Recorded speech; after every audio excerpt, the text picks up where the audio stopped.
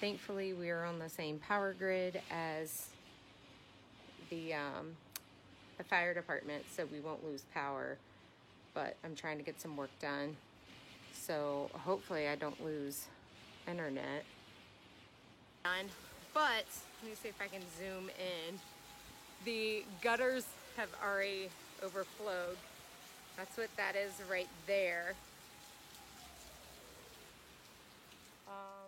There's nothing really in our yard that I feel like could even fall and break kind of deal.